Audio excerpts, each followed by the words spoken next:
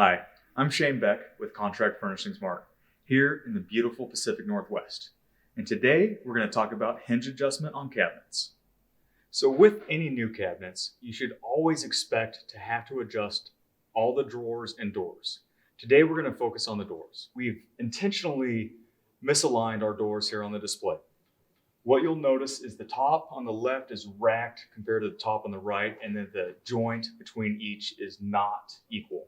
Our most modern hinges are typically a Bloom hinge or a Bloom knockoff that will have 3 adjustment points. You'll see that this screw goes left and right. This one goes in and out. And the screw that goes into the face frame of the cabinet is actually the one that allows it to go up and down. So it may take a few adjustments to get it right and dialed in, but just keep on trying and going in and out, up and down, left and right, and you'll get it.